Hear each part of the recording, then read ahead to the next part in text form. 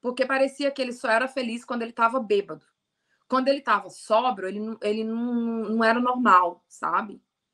E daí, eu cheguei em casa com ele e nós tínhamos uma cadelinha na época, e a nossa cadelinha pegou o saco de lixo e espalhou lixo na sala. E eu peguei o lixo e falei, nossa, eu vou limpar. A gente já não estava discutindo, ele foi para a cozinha, não sei, não lembro o que ele foi fazer, se ele foi comer algo, e eu fui para a sala e minha amiga foi para o quarto, né? E nisso, eu limpando o chão, eu escuto um som e um impacto muito forte. Ele veio e deu um soco em mim, nas minhas costas. Foi a primeira e única vez que ele me bateu, né? Ele me deu um soco nas costas e eu assustei, assim, eu tava segurando a vassoura, varrendo o chão, e eu olhei para ele e perguntei: "Por que você fez isso?" E ele jurou que aquilo não tinha acontecido.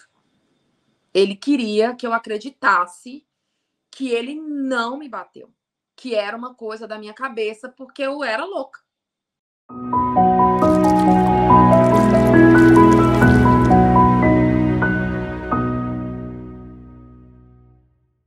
Eu sou a Sinara, atualmente eu tenho 39 anos e eu tive um relacionamento abusivo que quase me matou, de certa forma, por 15 anos, né? E eu conheci essa pessoa através da família dessa pessoa, né? Eu fazia aula particular com uma pessoa, com a tia desse homem, desse rapaz. Na época eu tinha 18 anos e ele tinha 23, né? Ele morava em Belo Horizonte e eu morava em Januária, no norte de Minas. Até então eu não tinha interesse nenhum em namorar ou casar, a gente só trocava carta, né? Não tinha as tecnologias que a gente tem hoje. Então era carta. Ou ligava de 3 segundos um para o outro. Eu gosto de bandas de rock, sempre fui envolvida nesse ambiente. E ele tocava guitarra em uma banda. Então a gente praticamente tinha a única comunicação que era falar de bandas. E aí, quando foi um ano novo, eu fui visitar os meus pais na cidade. Eu já não morava mais com os meus pais, eu morava em outra cidade. Meus pais me mandaram para Montes Claros para fazer pré-vestibular. E aí eu acabei voltando para Januária para passar as festas de final de ano. E ele viajou até a minha cidade para me conhecer. Quando ele foi, a gente começou a ficar, e a namorar, e a se conhecer. E aí ficamos nessa de aproximadamente uns 7 meses namorando à distância, até que eu me mudei para Belo Horizonte, que foi lá que eu fui aceita no vestibular, que eu passei no vestibular, né? E eu me apaixonei loucamente por ele, porque me tratava muito bem, me respeitava e tudo. Até que as coisas começaram a mudar quando eu me mudei para Belo Horizonte, né? Eu estava tentando entrar na faculdade, fazendo pré-vestibular. Com 17 anos eu já tinha me formado, terminado o segundo grau. Então, como a minha família sempre foi muito tradicional nessa coisa assim de estudar, de priorizar os estudos, eu acabei indo trabalhar e fazer faculdade em Belo Horizonte, né? Nessa época, eu estava procurando um lugar para alugar, para eu poder morar, e aí a mãe dele insistiu muito para que eu ficasse na casa deles, né? Ele morava com os pais. E eu fui, fiquei lá 30 dias, né? Não quis morar mais que isso, porque eu queria ter minha vida e tudo, nós não éramos casados, né? E daí eu percebi que já tinha uma problemática ali com relação à mãe dele. Eles tinham um relacionamento que para mim era tudo muito estranho. Assim, parecia que ela era esposa e ele marido dela, né? E eu me sentia muito desconfortável. E ela usava tons de crueldade comigo, né? Assim, eu lembro que teve uma situação em que eu trabalhava até tarde, às vezes 8h40, 9h40 da noite, de segunda a sábado, era bem puxado, né? Naquela época eu tinha acabado de fazer 19 anos. E aí eu já tinha alugado um lugar, estava naquele processo de mudança, e ela, não, fica mais aqui em casa, olha, muito obrigada, assim que eu tiver folga do trabalho, eu vou me mudar, né? E seu filho vai ficar aqui com você. E daí ela, tipo assim, pediu que eu fosse para a casa do irmão dela, que eles estariam lá naquela noite para uma janta, alguma coisa do tipo. Na época eu não lembro direito o que que era. E eu fui, e ela me deu tudo errado, endereço errado, ônibus errado.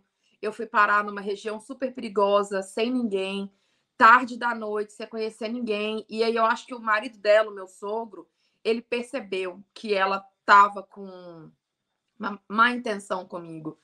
E ele falou assim: eu vou atrás dela. E aí foi que ele me achou, porque o motorista de ônibus ficou com pena de mim, já era ponto final de um lugar, e ele saiu naquele bairro, parecia uma favela, um lugar bem estranho, assim, bem feio, sabe? Quase não tinha casas e tal, era tipo num morro. E aí eles me acharam e me levaram, eu tava bem assustada e tudo, e ela me chamava de nomes, assim, tipo, ela jogava indiretas que eu era o Chico Bento, porque eu vinha do interior, e eu não tinha costume com prédio, nem com nada, e eles eram melhores, sempre os melhores. E eu achava tudo aquilo muito estranho, porque eu venho de uma família normal, tipo, que tem acesso às coisas, muito bem criada, né? E eu não entendi por que ela fazia aquilo.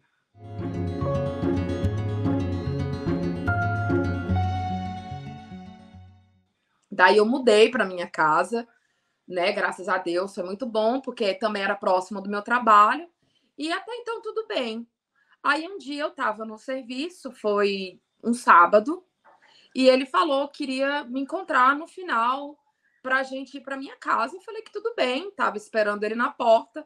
E ele chegou todo sujo de lama e muito bêbado. Ali eu percebi que tinha alguma coisa, que tinha um problema, mas ele falou que não, que ele tomava cerveja de vez em quando, que não era uma coisa que acontecia sempre. Mas ele falou que ele não podia voltar para casa dos pais dele, porque eles não sabiam que ele bebia daquela forma. Que geralmente ele dormia na casa de alguém, se ele podia dormir na minha casa. Falei, tá bom. Ele acabou dormindo na minha casa e tal. E passou um tempo, ele formou as coisas, né? Eu percebia que ele bebia bastante, mas, como eu disse, eu trabalhava muito para me sustentar.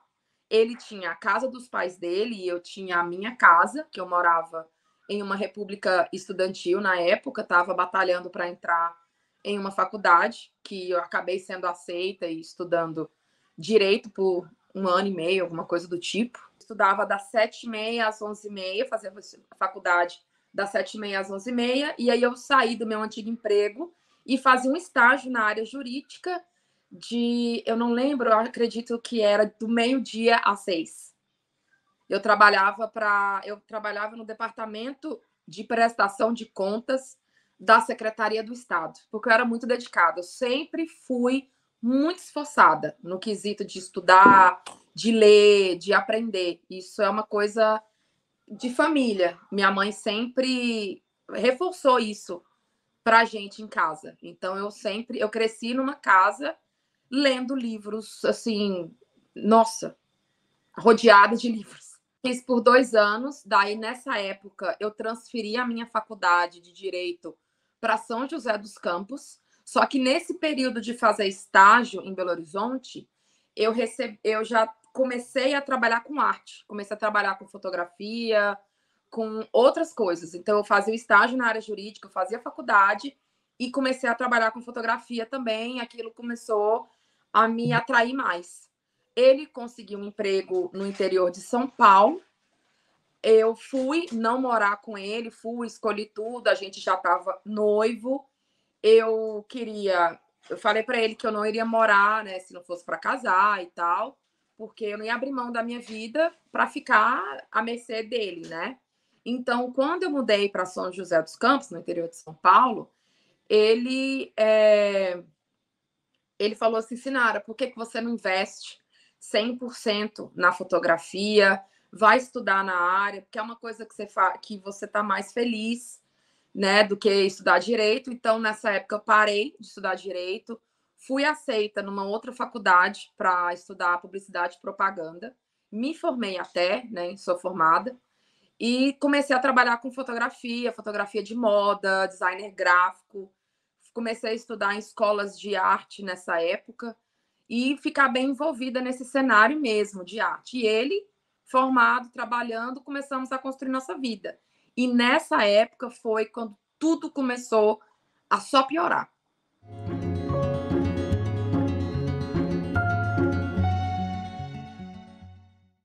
Porque ele começou a beber muito, de forma desenfreada, e eu não conseguia controlar a situação.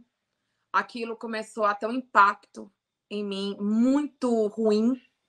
Ele começou a ficar diferente, assim, controlador. O meu cabelo tinha que ser da cor que ele mandasse. Se eu mudasse o meu cabelo, ele tinha problema com aquilo, minhas roupas.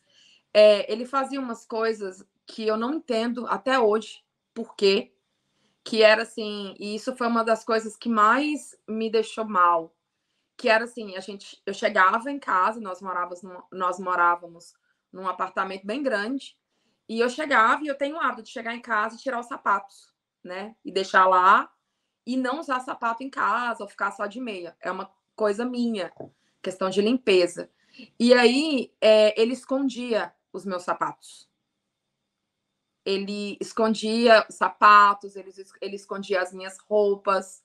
E aí eu procurava, perguntava, e ele queria que eu acreditasse que a casa era mal assombrada, que tinha coisas ruins, que tinha que gente.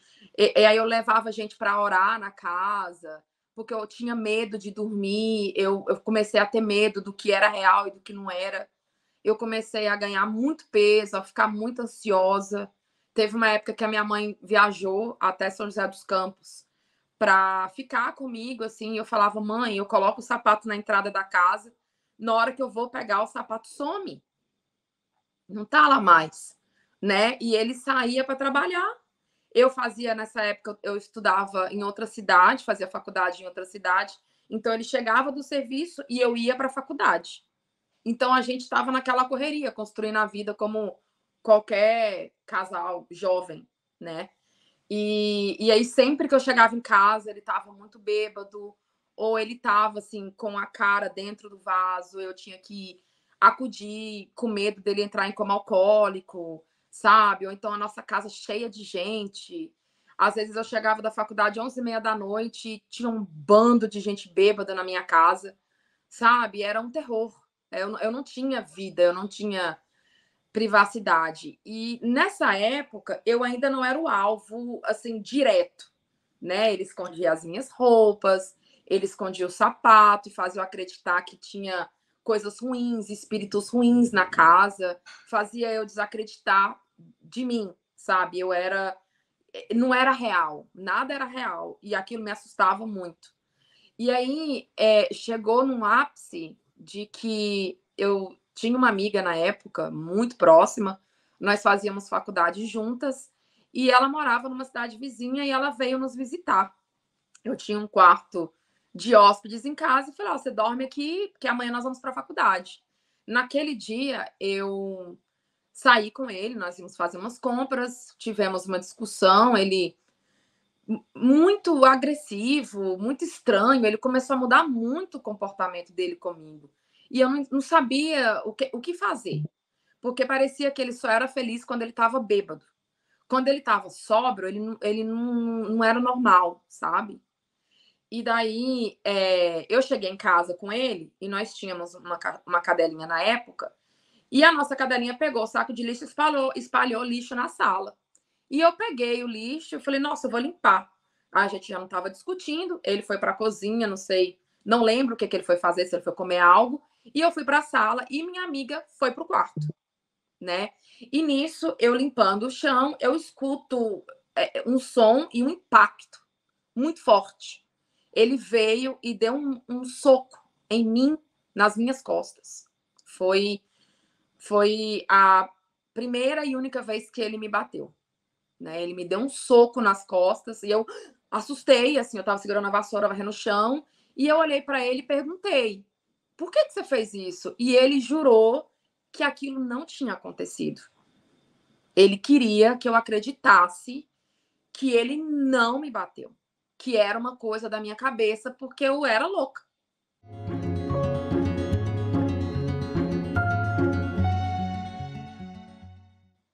E aí eu comecei a chorar, assim, eu falo isso aqui e eu sinto as lágrimas, sabe? Aquela lágrima quente caindo. E eu entrei no quarto da minha amiga e nisso minha amiga já estava no quarto chorando. Eu nunca vou esquecer. E eu olhei para ela e falei assim, pelo amor de Deus, fala para mim que ele me bateu, porque ele tá falando que é mentira. E aí eu tirei minha blusa. E quando eu tirei minha blusa, ela olhou para mim chorando e ela falou assim: ele te deu um soco, não só porque eu tô vendo o punho dele no meio das suas costas, mas porque eu ouvi o barulho do soco na hora que ele te bateu. E nisso eu falei para ele que eu ia chamar a polícia, que não tinha mais jeito para salvar aquele relacionamento. E ele simplesmente falou para eu não fazer isso, que ele ia mudar, né? Que já entra no ciclo da violência, né? Na roda da violência, que ele ia mudar, que etc. E aí eu começo a pensar, meu Deus, o que vai ser da minha família? Porque que vergonha de contar para o meu pai que eu apanhei. Eu nunca apanhei. Eu vou contar para o meu pai que eu terminei meu casamento porque meu marido me bateu. Como é que eu vou contar isso para minha mãe? Como é que eu vou olhar para as minhas irmãs e vou falar uma coisa dessa, né? Então, eu fiquei. Eu não tive força para ir embora. Eu aceitei aquela situação. Eu achei que ia melhorar, que ia mudar. E aí eu passei a ir para a igreja, a pedir a Deus, a orar. E aí ele bebendo muito, parava, voltava, bebia de novo, voltava. Daí ele chegou numa época que ele estava chegando atrasado no trabalho e tudo. E aconteceu um corte na empresa dele, e é óbvio, ele foi um dos que saíram, né? Na época, a minha família ajudou ele a arrumar um outro emprego, a se restabelecer numa outra cidade, o que foi ótimo, né? Mas veio de novo a bebida. E aí ele dava aula também numa faculdade, do qual ele foi demitido, não sei por que até hoje, o que aconteceu. E aí ele começou a falar, tipo assim, ai, seu corpo é feio. Fazer pequenos comentários, que meu corpo não era bom, que eu tinha que perder peso. E aí eu perdia peso, mas ele não estava feliz. E daí tinha os abusos da mãe dele, que me humilhavam muito com palavras, com comportamento. E aquilo me doía muito. Eu falava para ele que eu não queria mais voltar na casa dos pais dele, mas ele falava: ou você vai ou você vai ficar só, porque eu não vou deixar de visitar meus pais. E eu falava: vai sozinho. E ele falava: sem você eu não vou, porque você é minha esposa, você tem que estar comigo e etc. E foi assim, aquela coisa, eu era humilhada pela família dele, né? O pai dele, a irmã a mais nova dele, não. E alguns tios e tias eram muito tranquilos e respeitadores. Mas a mãe dele, ela fazia coisas absurdas comigo, assim. Ela também tinha aquele comportamento de pegar minhas roupas, esconder. Eu lembro que eu tinha um chapéu uma vez e estava na casa dela. Ela chegou para mim e falou assim: alguém entrou aqui e levou. Não denuncia, deixa isso para lá. Depois você compra outro. Ela pegava as minhas coisas. Quando eu ia para casa dela, eu tinha que levar minha mala com cadeado. E até hoje eu não sei o que de acho que ela queria. O que ela fazia, o que era aquilo. Se era para fazer eu duvidar da minha sanidade mental, se era para fazer eu achar que eu era louca, sabe? Eu não sei o que eles queriam com isso, né? E aí eu só sei que chegou numa época que a situação chegou a ficar muito crítica. E eu falei assim: olha, eu não vou mais lá, porque ela me trata muito mal, ela não me respeita como sua esposa. E por incrível que pareça, quando eu comecei a me afastar deles, porque as pessoas chegavam para mim e falavam assim: nossa, um dia que você tiver um filho, essa criança vai ser tão linda. Mas não conta para sua sogra que eu falei não, porque ela não quer que você engravide. Você não pode engravidar, porque senão ela vai fazer algo. As pessoas falavam isso para mim, sabe? E eu tinha medo dela. Para eu estar aqui hoje, depois de todos esses anos falando isso, eu precisei de muita coragem e muita terapia para poder chegar nessa entrevista hoje, sabe? E foi aí que as coisas começaram a ficar bem ruins.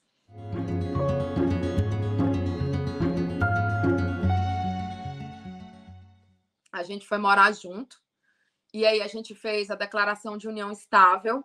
Daí nós viajamos para contar para os meus sogros, fazer um almoço, que nós resolvemos casar. Por quê? Porque ele colocou, na época era o Orkut, no perfil dele, que nós éramos casados. E a mãe dele ligou para saber por que, que ele não deu explicação por ter trocado o perfil dele para casado, né? E ele falou: não, a gente vai aí, nós vamos conversar, porque eles moravam em Belo Horizonte e nós morávamos no interior de São Paulo, então não tinha como ficar conversando, sabe? Era muito longe os estados, né? E eu acho que quem tinha que falar com a família dele era ele, não eu. Eu não queria ficar ligando ou interferindo o relacionamento deles. Eu sabia que ela não gostava de mim. Na época, ele tinha uma tia que falava, né, que na verdade não é que ela não gosta de mim, é que ela tinha um sentimento de posse e que ela jamais iria aceitar qualquer pessoa com ele. Porque ela esperava que ele ficasse disponível somente para ela, para ficar ali com ela, entendeu? Então, era muito estranho porque eu não sentia que eu tinha uma sogra, eu sentia que meu marido tinha uma outra mulher. Era muito mórbido aquilo ali, sabe? Até o tratar dela na frente dele, eu ficava um pouco enojada. E aí, eu comecei a me afastar, né? Porque fazer o quê? Você se afasta, você vai cuidar da sua vida, né? Nessa época, nós acabamos. Ele foi morar nós fomos morar numa cidade, porque ele perdeu o emprego, e aí acabamos retornando para São José, porque ele arrumou outro emprego lá, que era uma cidade que a gente sempre gostou de morar, nós voltamos a morar lá. Eu retomei meus estudos, ele trabalhava, e nisso ele já trabalhava viajando. Né? Ele ficava 14 dias em casa, 14 dias viajando, às vezes 21 dias viajando e 14 dias em casa. E nesse período eu percebi que teve uma melhora, que tipo assim, ele não bebia mais tanto. Ele assim, no segundo ano trabalhando embarcado, ele melhorou a questão da bebida, e isso foi um alívio para mim, porque eu tinha muito medo de dormir e ele morrer.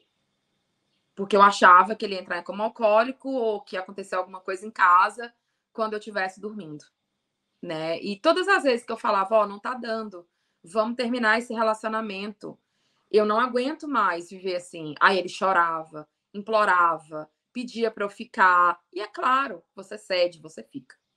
Porque você tá apaixonada, você tá ali dentro daquele ciclo ali, sabe? Primeiro namorado, sério, primeiro marido, primeiro tudo para você. Você não tem experiência, eu não tinha experiência nenhuma naquela situação, né? E daí eu percebi que a minha aparência virou um problema para ele.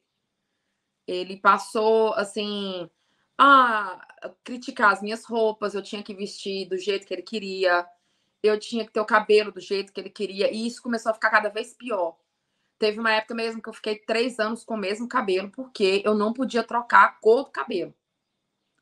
E eu passei até a ter medo de cortar. Ele falava: seu cabelo não pode ser encaracolado, seu cabelo não pode ser curto, seu cabelo não pode ser de tal cor. Então era tudo escolhido por ele. E você faz à vontade para obedecer o marido.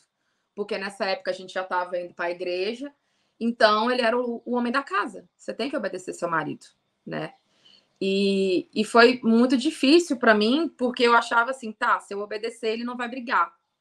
E tinha também a questão assim, ele ganhava mais, né? Ele tinha um emprego bom, e ele não gostava que eu trabalhasse.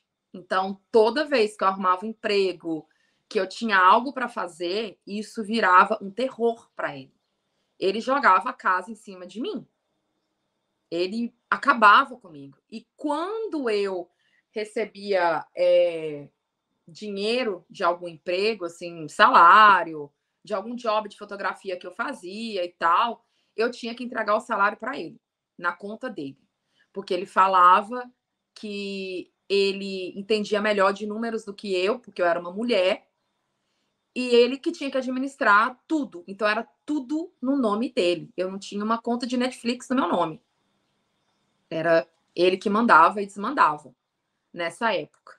Até que ele perdeu o emprego de novo, né? Nessa época eu fiquei sustentando a casa por um tempo, que eu comecei a abrir um pequeno negócio de comidas fitness na época, que deu muito certo. Então ajudou muito até que ele se reerguesse. E aí depois eu ajudei ele a arrumar outro emprego. Eu tinha muitas conexões por causa do trabalho como fotógrafa, né? Conhecia muita gente. Então acabou que a influência que eu conquistei com muito sacrifício ajudava ele, de certa forma, né? A ter emprego, a conhecer pessoas e estar no ciclo certo para poder ter as coisas. E foi aí que minha irmã, eu tenho uma irmã que na época acho que ela tinha 18 anos. Quando eu comecei a namorar com ele, ela tinha 7 anos. Né? Ele tem uma irmã na mesma idade que a minha. E essa minha irmã veio passar férias e ele falou assim: olha, você fica muito só, a gente mora totalmente isolado das nossas famílias, eu tenho viajado cada vez mais, né? Tipo, teve um ano mesmo que em 365 dias ele ficou 70 dias em casa. Então ele não ficava em casa. E ele falou que ele ia ficar muito mais tranquilo sabendo que alguém estava lá comigo. E ele queria que minha irmã morasse com a gente.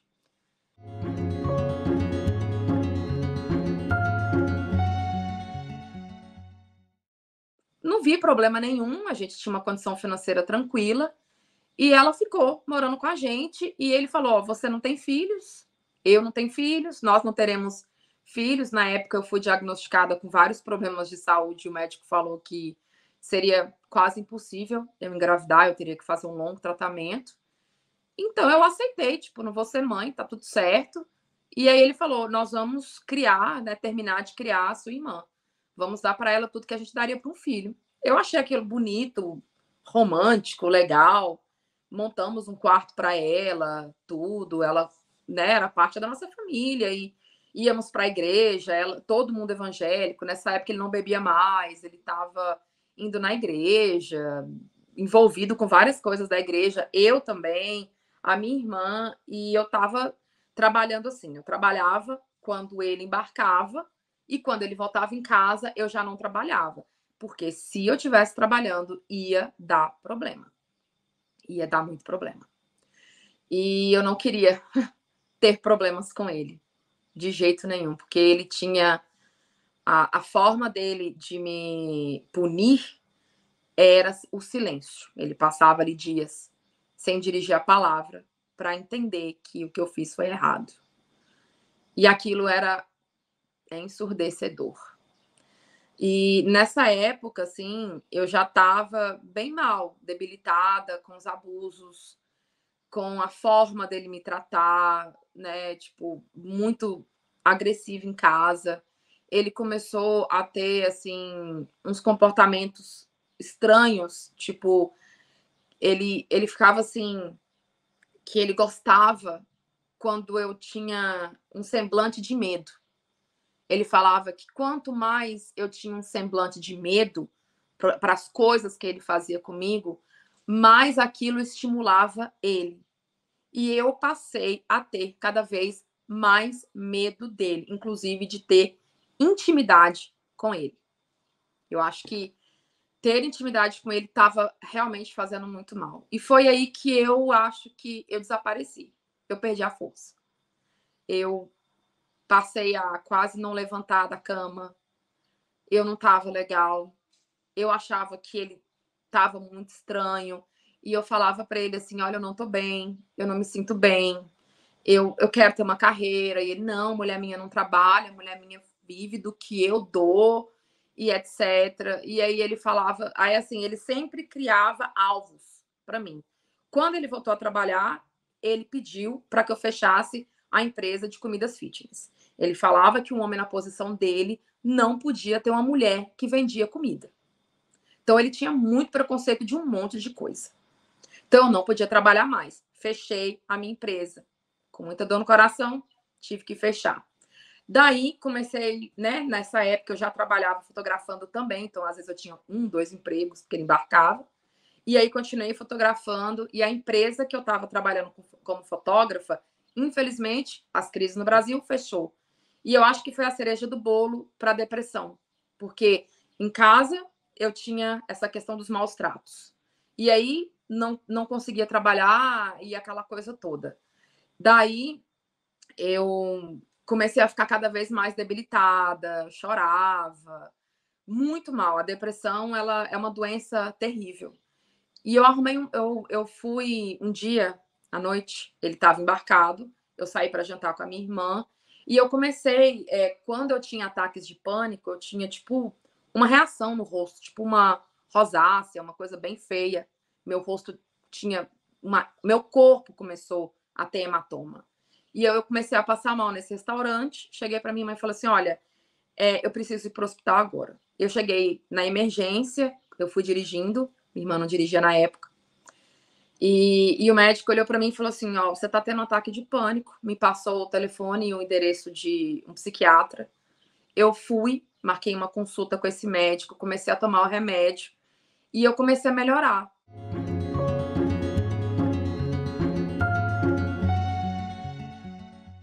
Eu comecei a ficar feliz novamente.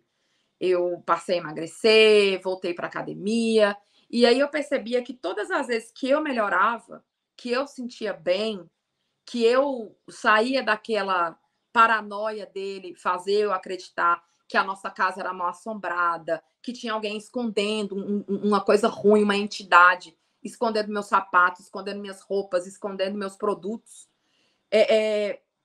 Eu simplesmente, sabe, eu melhorava e ele ficava irritado. Parecia que quanto mais doente eu ficava, mais feliz ele era. E eu não entendia. E aí ele começou a me tratar como se eu fosse inválida nessa época. Por exemplo, na hora de fazer compra no supermercado, ele falava assim: não, fique em casa, descansa. Eu não quero que você faça nada. E eu, nossa, ele tá cuidando de mim, ele nunca cuidou de mim desse jeito.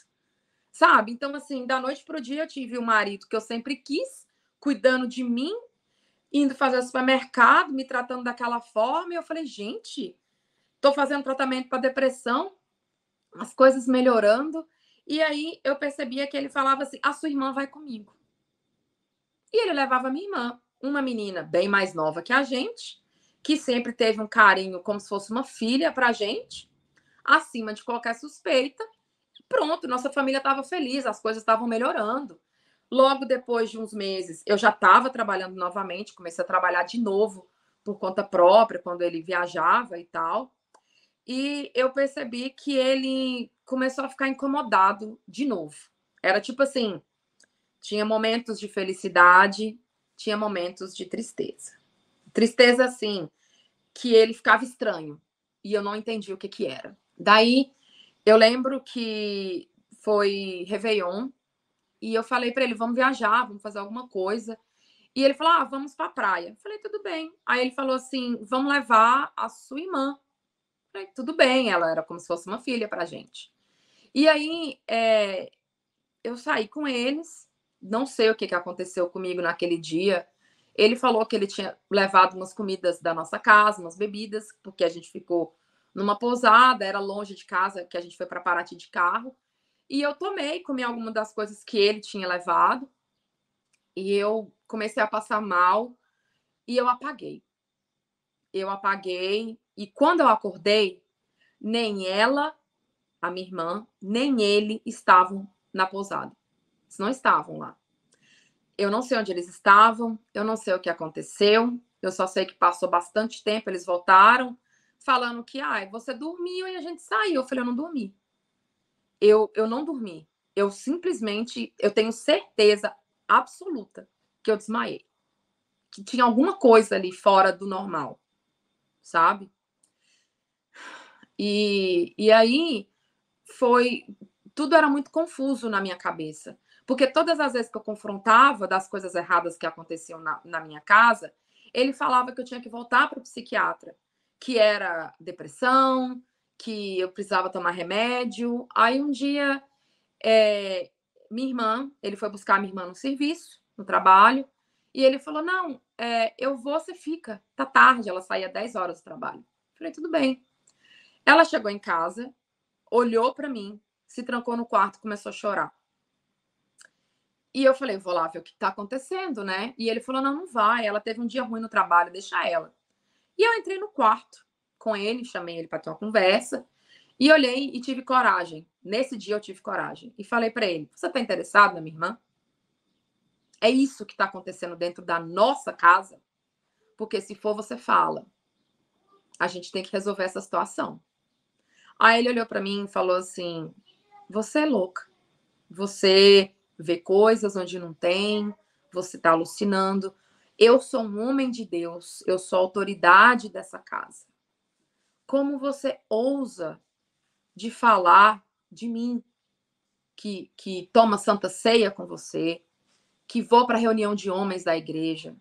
Então ele usou toda aquela imagem de homem de Deus, de homem que ia para a igreja, de homem de causas sociais, para falar que eu era louca. E eu me senti um lixo. Eu me senti envergonhada com relação à minha irmã. Eu me senti envergonhada por ter falado aquilo com meu marido. Um homem bom que estava cuidando de mim.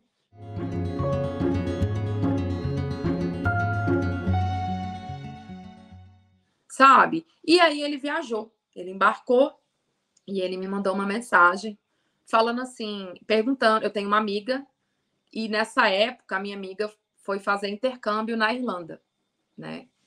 E ele já estava fazendo alguns embarques e eu ajudava na carreira dele também.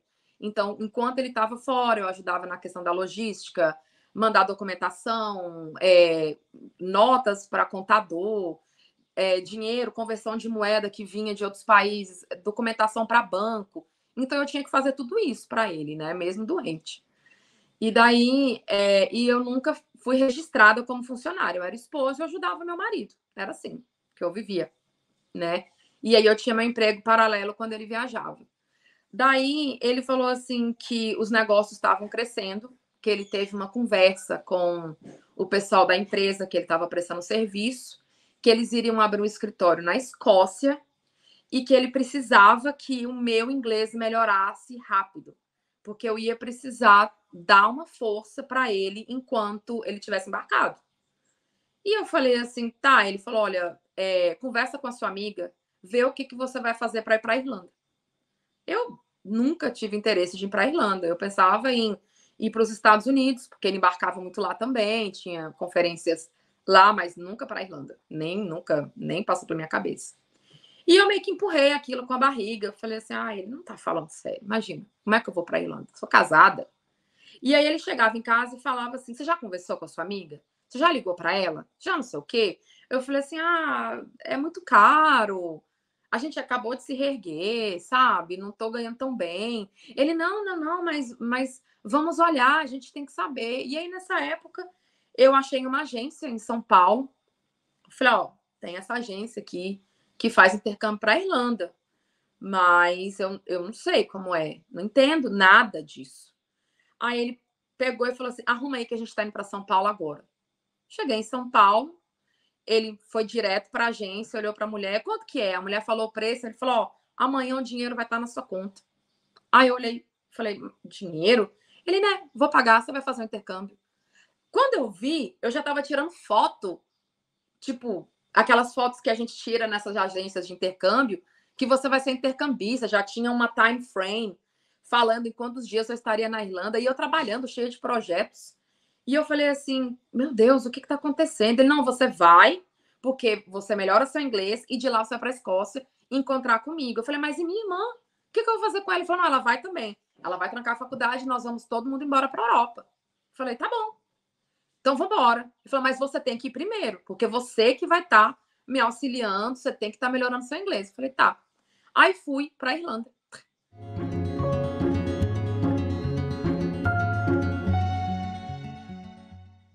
peguei um voo, fui com a mala cheia de remédio, porque eu ainda estava em tratamento, né, para depressão.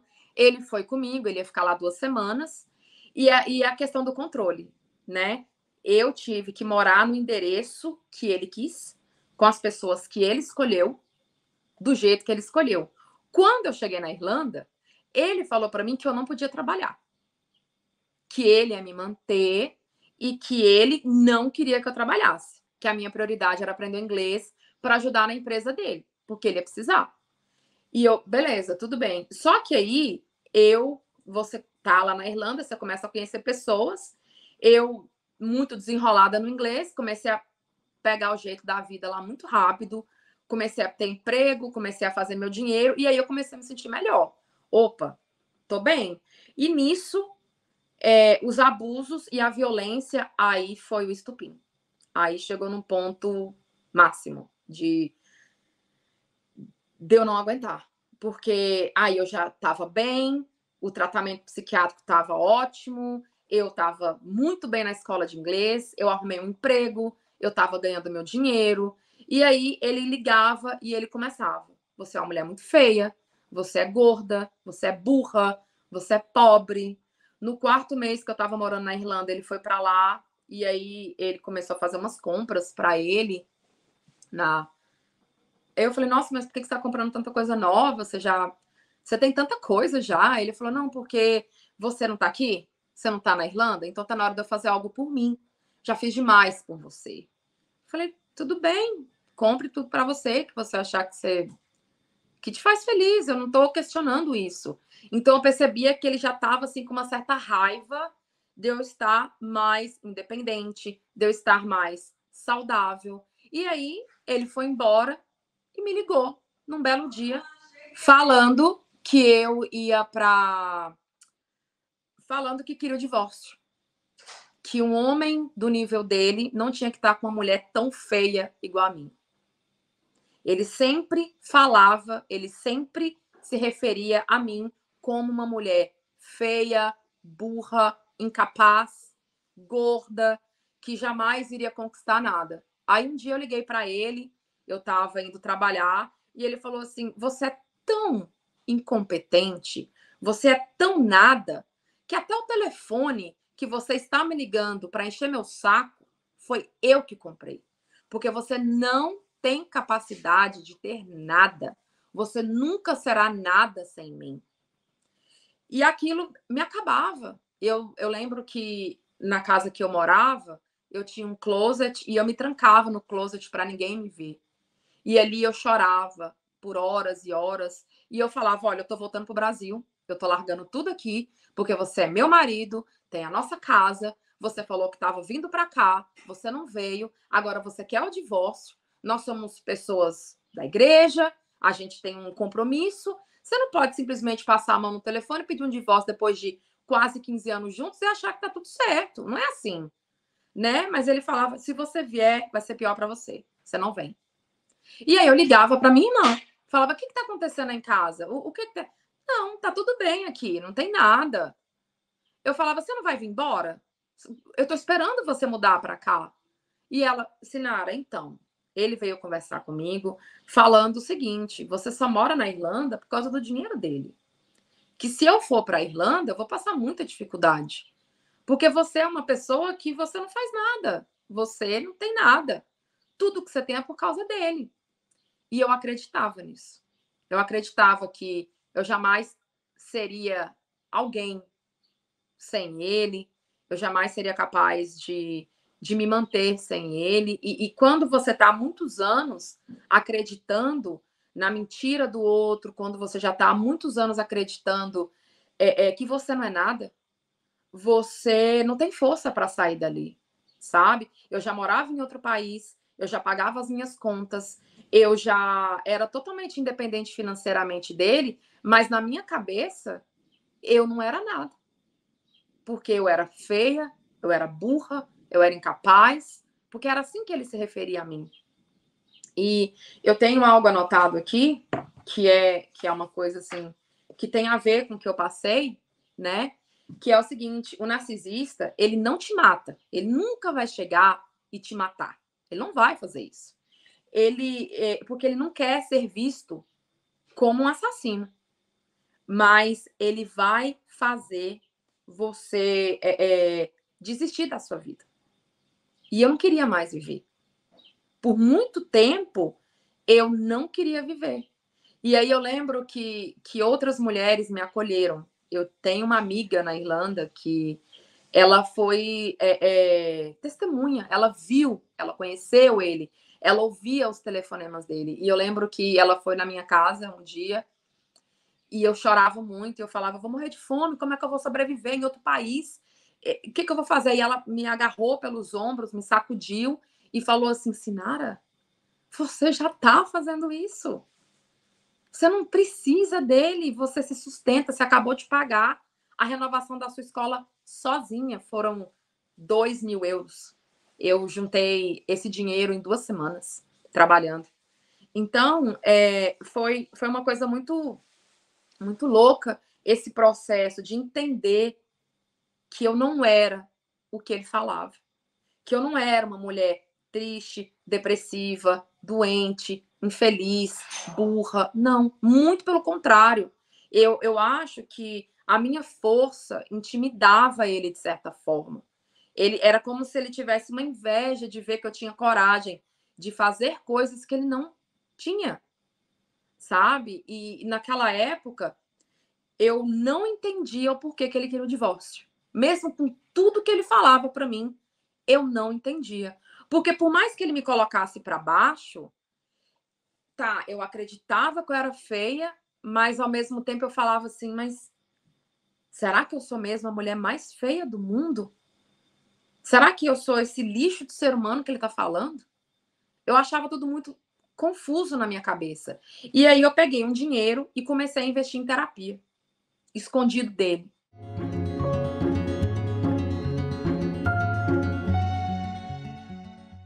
Comecei a fazer terapia 4 vezes por semana, depois foram 3 vezes por semana, e aí ele me ligou um dia, né, falando que queria o divórcio. Na época eu falava que eu não queria dar o divórcio para ele, mas nesse dia que ele me ligou, eu falei assim: olha, quem quer o divórcio agora sou eu. Eu acho que já deu. Eu acho que você já me humilhou demais. E eu não vou deixar você me humilhar mais. Acabou. E aí ele mudou. Ali ele tentou. Aí ele virou e falou assim: Sinara, é o seguinte, se você tentar contra a sua própria vida, eu só te peço uma coisa. Escreve uma carta para a sua família falando o quão bom eu sou. Porque não importa o que você falar, eu sempre vou sair como bonzinho da história. Ninguém nunca vai acreditar em você. Nunca. E eu falei para ele assim: então quer dizer que você quer que eu morra? Para você ficar de bonzinho da história de viúvo. Só que naquela época eu não entendia por que ele queria que eu morresse. Porque eu falava assim, eu já estou em outro país. Por que era tão importante que essa situação? Porque ele falava assim, eu não quero um divórcio seu, eu quero que você desapareça. E eu não entendi o porquê. Eu já estava em outro país. Eu já queria seguir minha vida, eu já estava seguindo a minha vida. Daí ele falava, porque todo o problema do nosso casamento, do nosso relacionamento não estar numa posição boa, é por sua causa. Você me faz fazer coisas que não tem como a gente ficar mais junto. Porque você destruiu o nosso relacionamento. E eu falava, o que foi? O que está acontecendo? Aí eu descobri, nessa época, que ele estava tendo perfil em sites de relacionamento, envolvido com prostituição, umas coisas estranhas. E eu falava, meu Deus do céu, o que está acontecendo? Eu em outro país, tentando assimilar, tentando me cuidar. Daí ele me ligou, pediu perdão, falou que estava confuso, que o fato de eu ter ido para a Irlanda mexeu muito com ele, que ele não conseguia viver sem mim, e que se eu não voltasse para ele, que ele iria se matar. Ele falava isso para mim. E aí ele me mandou um dinheiro pedindo para que eu fosse para o Brasil, para uma lua de mel, para a gente se reconectar. E quando você tem autoestima lá embaixo, quando você ainda está naquele processo de cura, você volta. Peguei o primeiro voo para o Brasil, cheguei em casa, Cheguei no aeroporto, ele já estava lá aos prantos, chorando, juras de amor. Quando eu cheguei em casa, a minha irmã ainda morava com ele, ela estava num processo de mudar, né, para a casa dela e tal. Ele virou para mim e falou assim: eu te pedi para voltar aqui porque eu só queria olhar na tua cara e pedir um divórcio. Falei, como é que é? Ele eu quero divórcio. Eu não quero mais você, porque você me dá nojo. Você é uma mulher horrorosa. E eu só queria te provar que você não é nada sem mim. Quando ele falou aquilo para mim, eu não consigo nem descrever o que eu senti naquele momento. Eu liguei para minha psicóloga na época e ela falou assim: Sinara, você tem que entender que uma pessoa como ele vai falar que você tá gorda, você vai emagrecer. E aí ele vai, no outro dia, ele vai falar que é o seu cabelo que não tá bom. Aí você vai mudar. E aí você vai mudar. Porque o problema não tá em você, o problema tá nele. E nessa época, eu já tava assim, meio que de saco cheio, sabe? Eu já não aguentava mais.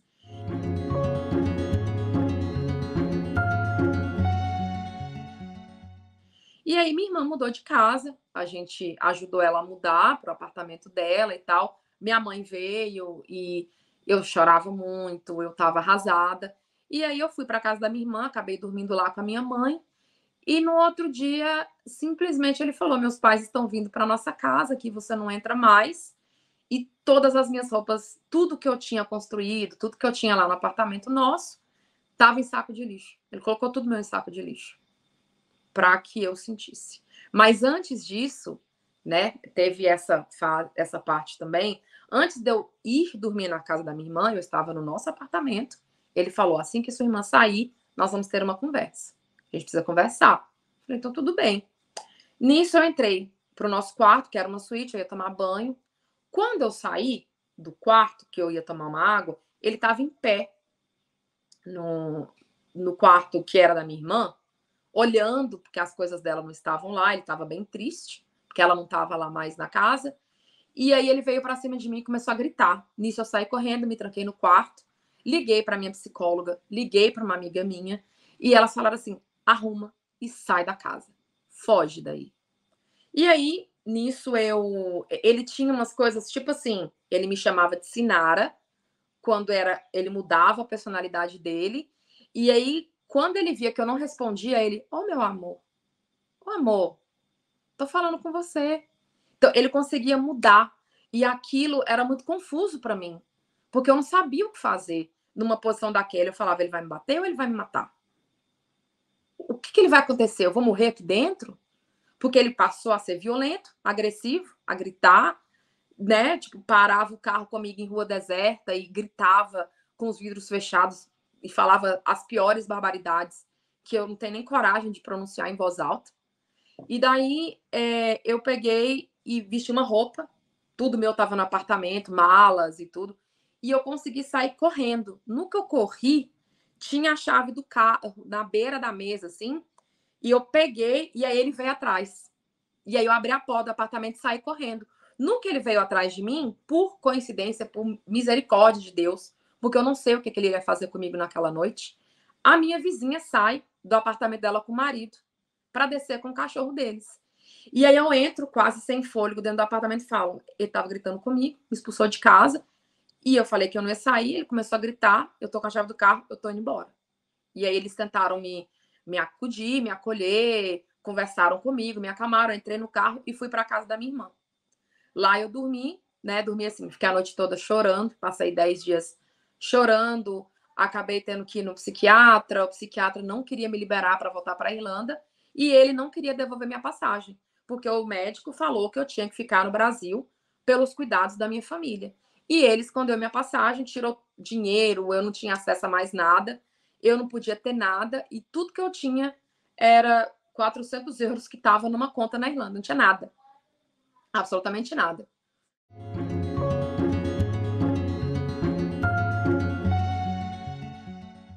Daí nós tentamos divorciar, ele não aceitava nenhuma condição, arrumava briga com advogado, nós trocamos de advogados umas 2 vezes.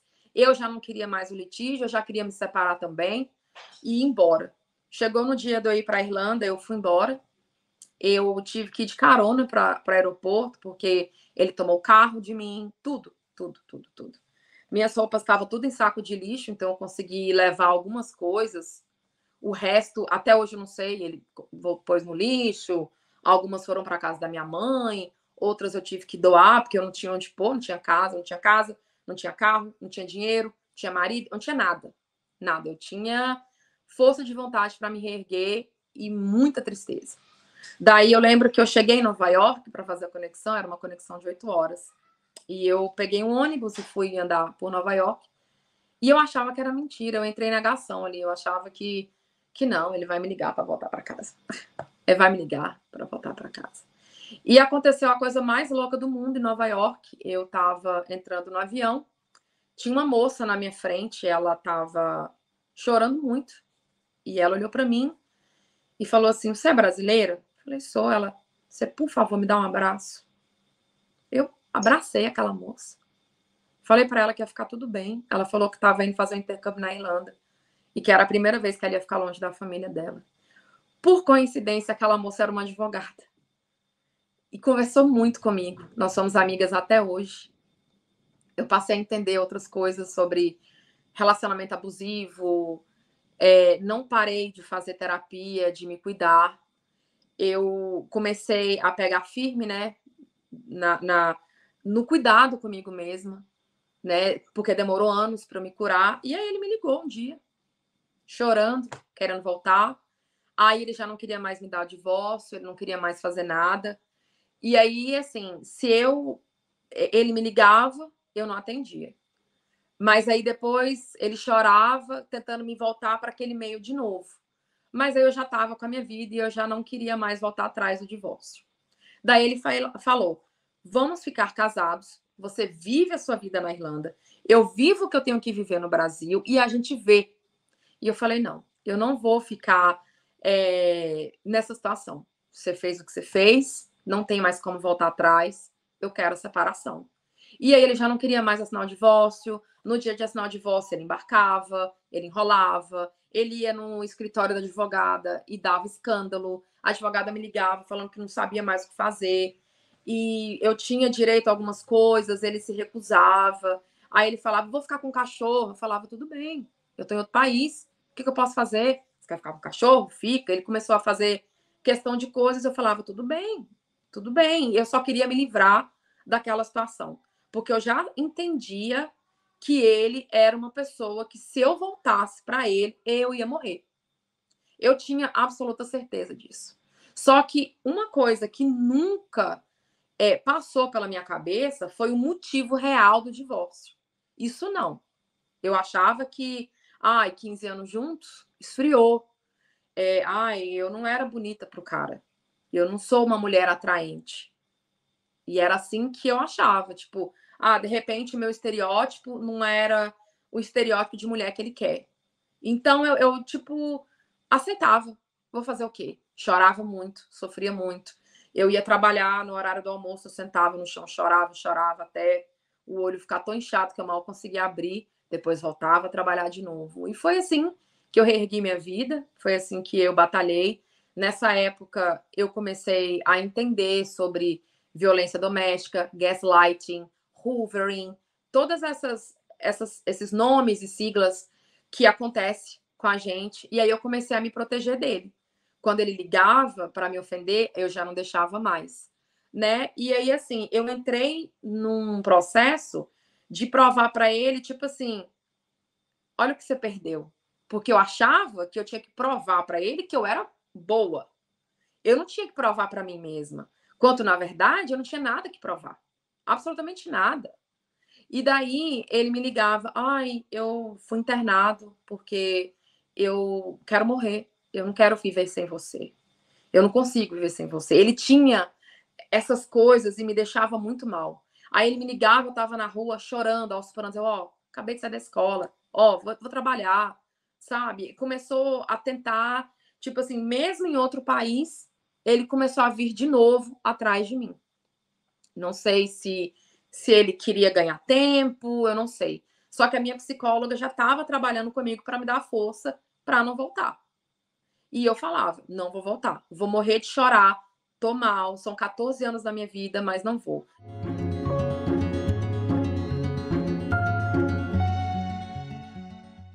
Nisso, eu acabei conhecendo uma outra pessoa, a gente já era separado desde 2017, e aí ele não aceitava assinar o divórcio. Todas as vezes que a advogada ia finalizar o divórcio, ele ia lá e dava um barraco no escritório de advocacia. Todas as vezes. Era um inferno. Eu nunca entendi o porquê que ele não queria se divorciar de mim. Quando foi no meio de 2018, eu estava, né, porque tentando achar ele para assinar os papéis de divórcio. Eu conheci uma outra pessoa, tive um relacionamento, viramos namorados e tal. Acabei engravidando dessa pessoa, tive uma filha com essa pessoa, mas eu ainda não estava curada para casar de novo, para construir uma família, e acabei me tornando mãe solo da minha filha na Irlanda, em outro país, sozinha.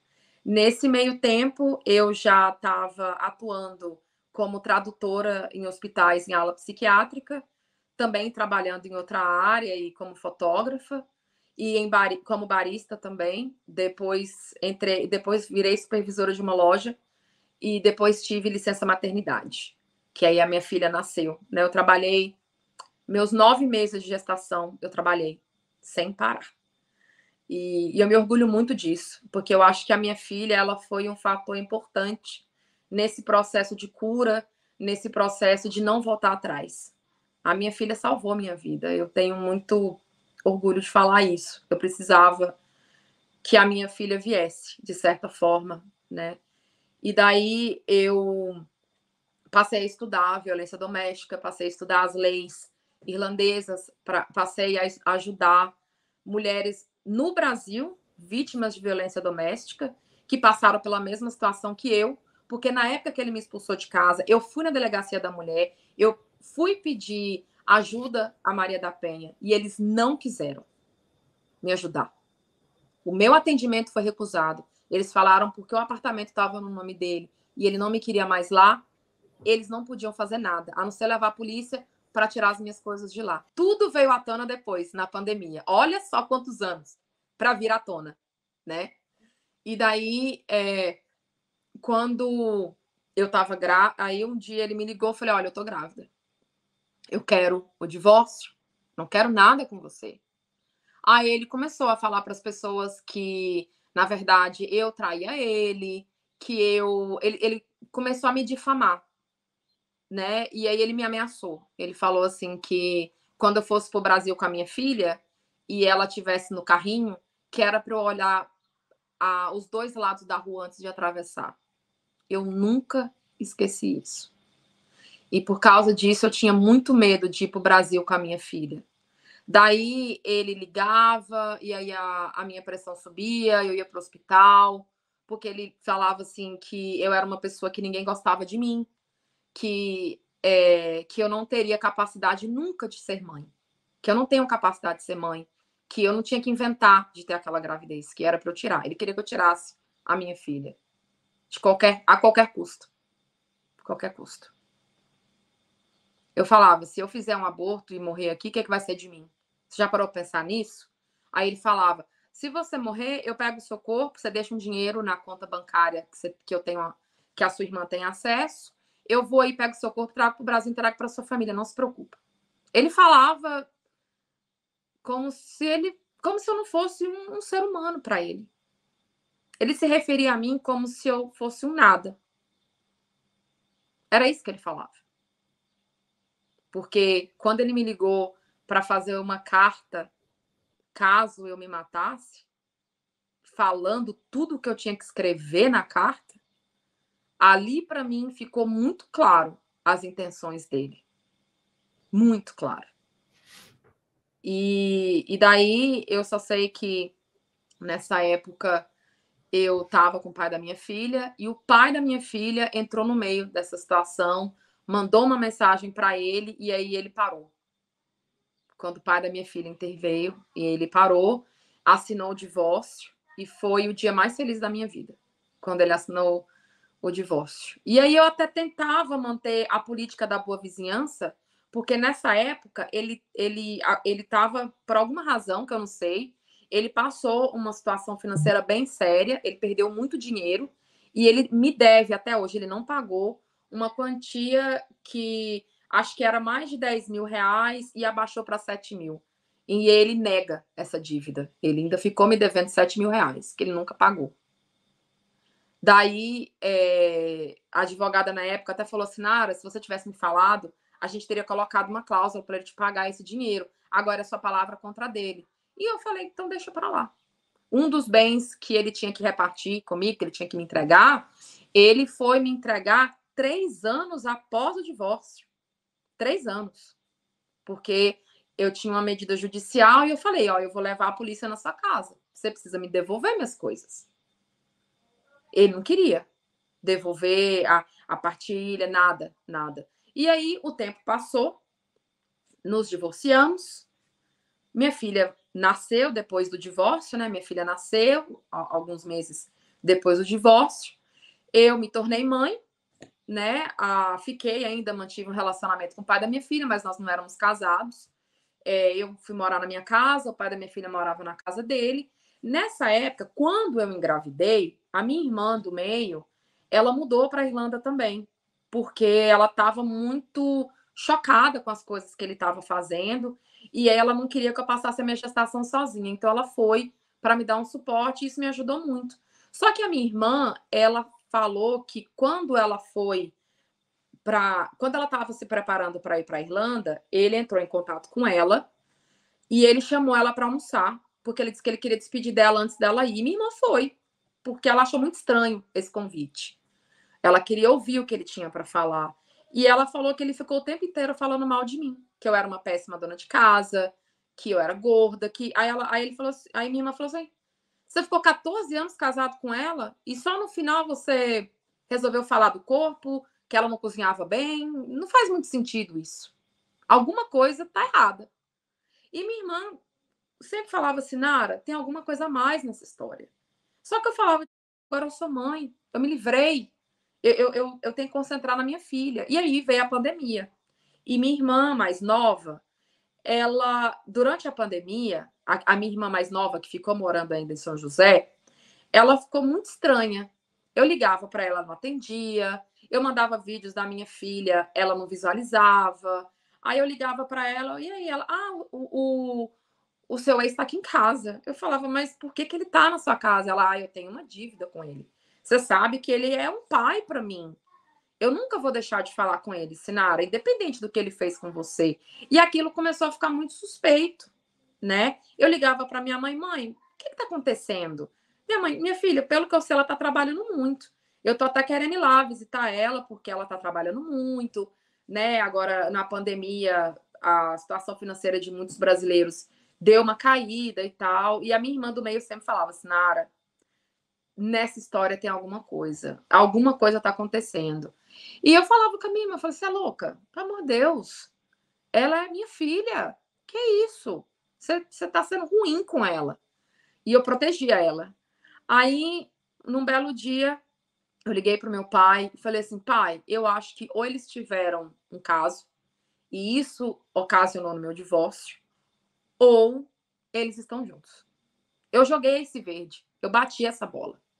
E aí meu pai, furioso, acabou ligando para minha irmã, colocou uma tremenda pressão nela, ela não aguentou a pressão, e aí no outro dia ela ligou para uma tia nossa e falou, olha, tem um caso com o ex-marido da Sinara, todo esse tempo, e é isso.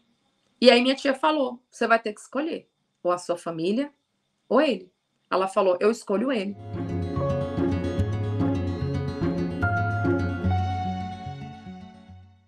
E foi isso. Eles vivem juntos. Na verdade, tudo que ele fez foi com aval dela.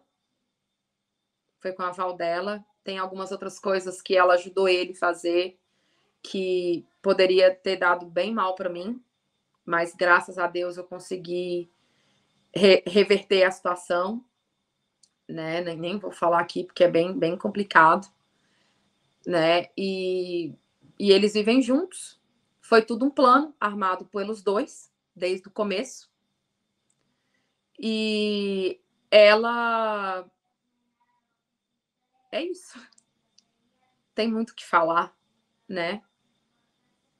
Ela estava por trás, tendo um caso com ele todo o tempo, enquanto eu estava doente, na cama, tentando me recuperar.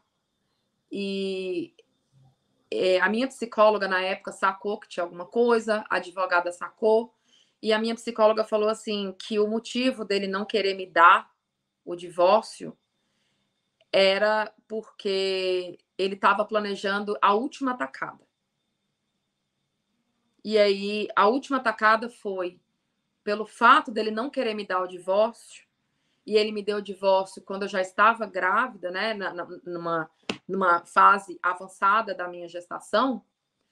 A minha filha, eu tive que dar metade da guarda da minha filha para o pai dela, e aí ele não deixou a minha filha sair do país. Eu era proibida de sair do país com a minha filha, porque na Irlanda, se o seu divórcio tem menos de 10 meses e você tem um relacionamento, acaba engravidando de uma pessoa, mesmo que seja em outro país, ou você faz um DNA, ou você dá 50% da guarda para o genitor. Como o pai da minha filha falou que ele jamais iria fazer um DNA, porque a minha filha é a cara dele, não precisava, ele sabia que a gente estava junto, mesmo porque o meu ex-marido morava em outro país, né? Eu dei a metade da guarda para minha filha. E quando a gente terminou, ele falou: nunca mais vou deixar você ir no Brasil ver sua família. Então, foi um plano que o meu ex-marido também teve. Ele sabia disso. Eu falava para ele: se você não assinar, eu vou ficar presa no país com a minha filha. E aí ele não assinava. E aí eu, já envolvida com corte, com leis, aprendendo, trabalhando na área da vara familiar, trabalhando com mulheres vítimas de violência doméstica na Irlanda e aprendendo tudo, eu acabei que eu consegui o direito de ir para o Brasil, levar minha filha, consegui o direito de ter a custódia total da minha filha. Infelizmente, o pai da minha filha adoeceu muito e ele não pode ser mais presente na vida dela. Hoje ele vive acamado. Quem toma conta dele é a minha ex-sogra, né, a mãe dele. Mas o tempo que ele pôde estar na vida dela, ele foi um bom pai, isso não tenho que questionar, né? Daí eu tive que reerguer minha vida sozinha, sem marido, sem o pai da minha filha, que ele morava em outra cidade, eu morava em Dublin. Na pandemia, tive que me virar sozinha com uma bebê de 10 meses, a minha filha. E o pior dessa história, assim, é que a minha irmã, que mora com meu ex-marido, nós nascemos no mesmo dia. Ela é muito mórbido, se eu puder usar essa palavra, porque se ele tivesse ficado com a minha irmã, que é a que mora na Europa, eu teria entendido, nós somos diferentes. Mas ele ficou com um clone meu. Uma pessoa que nasceu no mesmo dia que eu, uma pessoa que conversa igual a mim, que tem a mesma voz, a mesma risada. Isso é tudo muito mórbido. E aí, quando tudo veio à tona, eu ligava para ela e ela não atendia. Aí eu liguei para ele, ele atendeu. Aí eu falei para ele, falei, o que está acontecendo? Ele falou assim, você não quis ter a gestação? Você não quis prosseguir com sua gestação? Então, agora eu vou ficar com sua irmã. Foi isso que ele disse. Era um punishment, era uma punição para mim. Porque até quando eu fui para o Brasil mesmo, né, que ele falou da lua de mel e tudo, ele falava que assim, que ele só queria que eu fosse para o Brasil para provar para mim que eu não era nada, que tudo que eu sou era por causa dele. Então, essa questão também era uma punição para mim, para eu aprender a minha lição por ter me tornado mãe. E é muito complicado para mim, porque assim, isso eu fui no Brasil em 2018 E daí, depois que a minha filha nasceu, eu não retornei. Daí, ano passado, meu pai foi diagnosticado com câncer. Quando meu pai, que saiu, que meu pai estava com câncer, a minha mãe estava na Irlanda comigo. Então, todos nós corremos para o Brasil para acudir meu pai. E aí foi a primeira vez que eu consegui, né, na justiça, para levar minha filha para o Brasil e etc e tal, né? E foi, assim, muito importante para mim, mas eu tinha muito medo. Eu tinha muito medo dele aparecer, eu tinha muito medo dele fazer alguma coisa com a minha filha, sabe? Eu ligava toda hora, porque daí depois minha filha ficou no Brasil com a minha mãe, porque meu pai falou que o maior sonho dele era passar um tempo com a minha filha, porque eles não se conheciam, né? E aí meu pai, eu deixei minha filha ficar no Brasil com a minha mãe, eu voltei para a Irlanda para trabalhar, graças a Deus deu tudo certo. Nesse meio tempo, a minha irmã foi e conheceu minha filha, aqui tinha um caso com meu marido, que mora com ele até hoje, e tentou se reaproximar, ela tenta se reaproximar, tenta ter uma conexão, mas para mim não dá. Eu nunca mais quero ter nenhum tipo de contato com ela. Por causa da gravidade do câncer do meu pai, da saúde dele, eu retornei para o Brasil esse ano com a minha filha, e aí eu já não quis que a minha filha ficasse sozinha, para não ter acesso a ela. Então, eu passei 3 meses no Brasil com a minha família e com a minha filha perto de mim. Então, a minha filha foi e voltou comigo. Passado todo esse tempo, que eu fiquei muitos anos só, né? Tipo, separei do pai da minha filha em 2019 e, na verdade, a gente não casou, né? Éramos namorados, a gente terminou o namoro e eu conheci uma pessoa em 2023.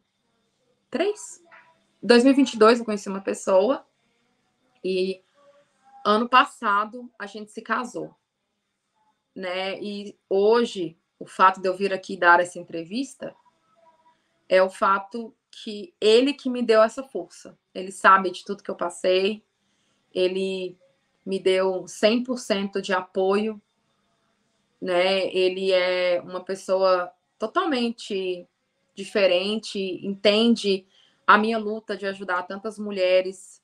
E ele falou: você precisa falar, porque essa entrevista para mim hoje não é para eu estar aqui como uma vítima. Essa entrevista para mim é para eu estar aqui como uma mulher que conseguiu sair dessa situação, que foi traída da pior forma que uma pessoa pode ser traída e conseguiu recomeçar. Eu consegui me reerguer e hoje eu uso a minha voz, o que eu aprendi para ajudar outras pessoas. E uma das coisas que eu aprendi é que uma pessoa só vai fazer com você o que meu ex-marido fez quando você não saber quem você é, quando você não souber da força que você tem, quando você parar de cuidar de você, da sua independência financeira, de estudar, de ir atrás da sua carreira. Então, se coloque em primeiro lugar para quando você passar por uma situação igual a minha, você conseguir levantar e você conseguir ir embora. Porque é muito difícil. Foram anos de terapia, foram 15 anos da minha vida nessa situação, sem conseguir sair, com vergonha, me sentindo humilhada, inferiorizada, sabe? E graças a Deus, hoje eu consigo olhar e falar assim: eu não estou lá. Aquela mulher, ela não existe mais. E ontem eu estava tendo uma conversa com meu esposo até, e eu falei para ele, né, que seria hoje essa entrevista e tal, e hoje faz 1 ano que eu me reestabeleci na Finlândia. Minha filha e eu nos mudamos da Irlanda para a Finlândia, e hoje é uma grande vitória, hoje é um dia muito importante para a gente, né, porque agora nós estamos totalmente estabelecidas aqui, e eu estou muito feliz por não estar com essas pessoas perto de mim, por não ter que passar por isso mais.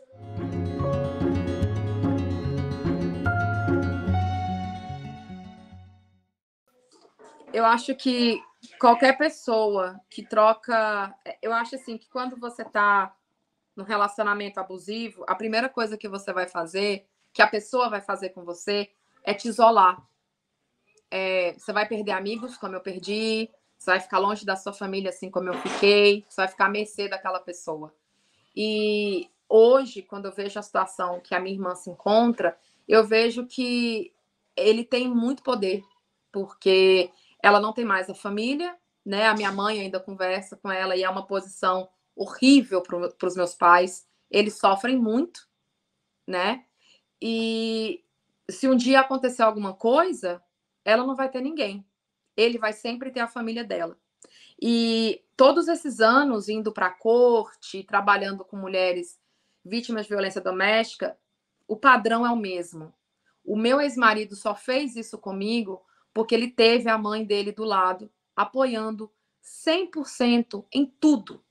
E todas as vezes que eu vou para a corte, para tradução ou para suporte, todos os narcisistas, todos os homens que cometeram esse mesmo tipo de crime, eles vão com as mães. Todos, sem exceção. Então, observem muito essas pessoas e não tenham medo de ir embora. Porque a vida vai te surpreender muito mais do que o que você passou. Eu nunca mais vou ser aquela Sinara que estava lá atrás. Hoje eu sou uma mulher diferente. Mas eu sou uma pessoa hoje, graças a Deus, feliz. Em paz. Eu moro hoje dentro de uma floresta, na Finlândia, e trabalho com criação de animais. E nunca imaginei que eu pudesse estar vivendo isso hoje. E graças a Deus, a vida me trouxe aqui. Deus teve misericórdia. E eu sou muito grata. Eu tenho muito mais a agradecer do que a reclamar. E passou. Acabou. Tô viva. É isso. Oi, gente. Eu sei que a minha entrevista teve uma repercussão muito grande. E as pessoas querem saber o que aconteceu comigo, como que tá e tal. Bem, depois do divórcio, 5 anos de tratamento, cuidando da minha saúde mental, física, eu ainda cuido, né? E muitas coisas que aconteceram na minha vida no período em que eu morei na Irlanda, que foram quase 7 anos, eu acabei me mudando para a Finlândia. Hoje eu moro em uma floresta, como vocês podem ver, tá nevando bastante. E eu acabei conhecendo um novo amor, né? Que faz parte da minha vida. E casou, e a gente tá aqui hoje vivendo juntos. Hi, my name is Mikko from Finland. Então esse é meu marido, Mikko, e ele tem 4 filhos, eu tenho uma filha, e a gente é uma família enorme aqui. Alguém vindo também. Tchau! Gostou dessa história? Então já se inscreva no canal, porque toda quinta-feira tem história nova aqui. E não esqueça de ativar as notificações. E caso você esteja nessa fase do divórcio ou esteja numa relação que não está mais dando certo, venha para a nossa comunidade Eu Vivi, uma comunidade exclusiva para mulheres, para ajudá-las a passar pelo divórcio sem tanto sofrimento, sem tantos traumas. Eu vou deixar mais informação aqui na nossa descrição.